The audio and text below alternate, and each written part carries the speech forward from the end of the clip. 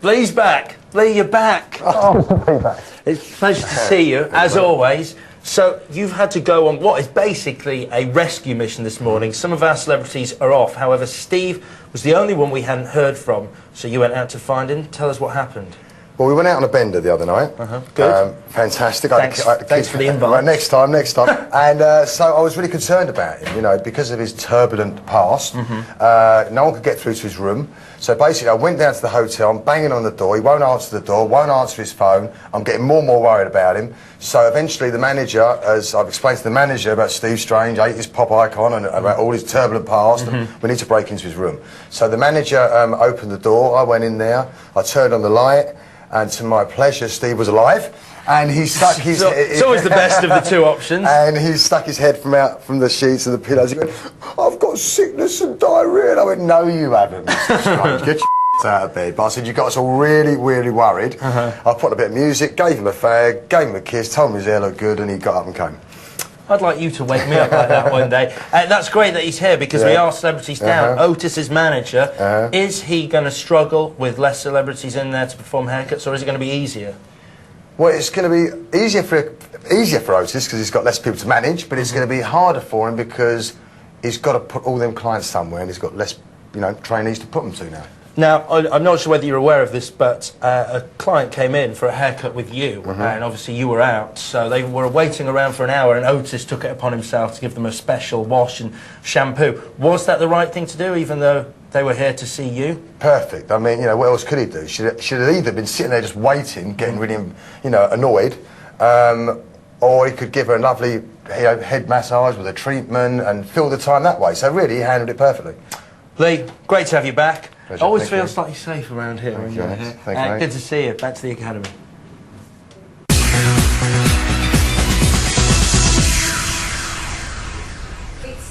Isn't this hair like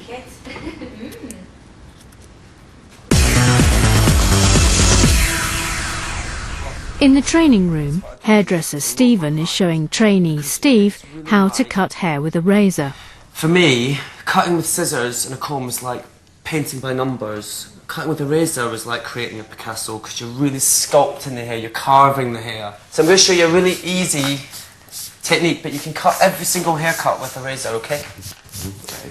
After just over an hour's training, acting manager Otis attempts his first ever razor cut on a human head. Are you looking forward to Friday night when you have to do the celeb? If I make it, here, if I make it through, I think that's going to be a whole different level of hectic though.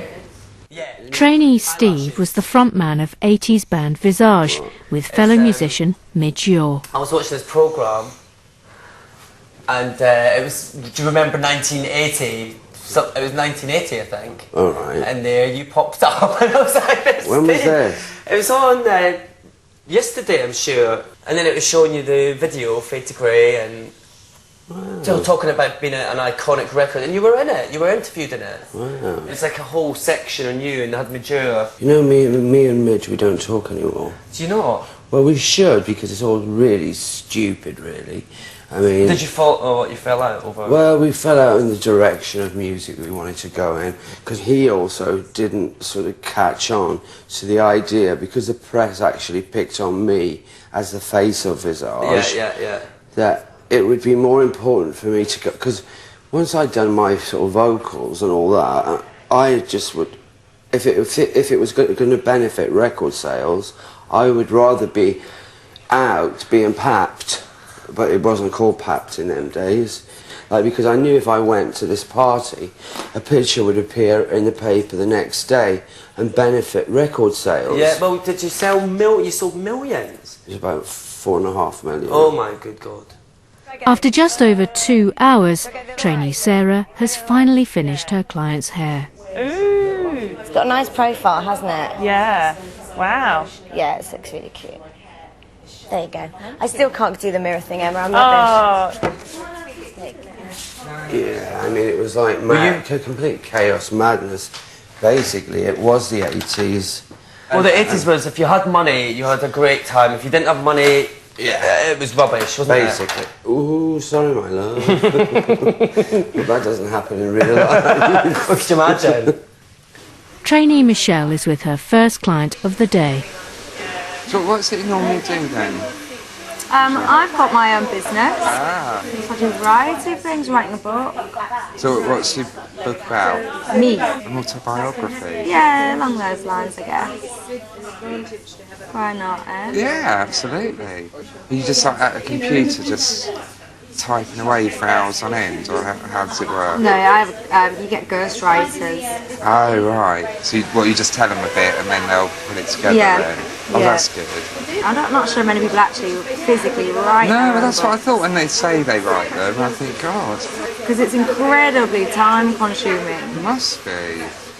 After an hour and a half, Otis has finished his client Vicky's hair. Certainly a masterpiece, anyway. There you go.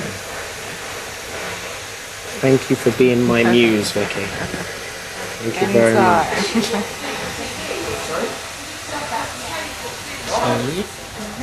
Just neatened it up a bit around the back, Okay. so it's more along the same line now, Yeah. rather than being a bit jagged. Okay. Okay. Great. And to the side. Yeah. Oh, sorry. Yeah, that's Yeah. it. Can't see. For the last hour, hairdresser Stephen has been showing trainee Steve how to do a razor cut. No, don't comb the hair with a razor. Because you end up with stubble. Do you know, yeah, no, let's not comb it with the razor. Okay.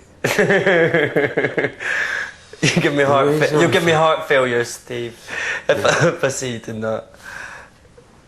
Don't comb the razor. Don't comb with the razor.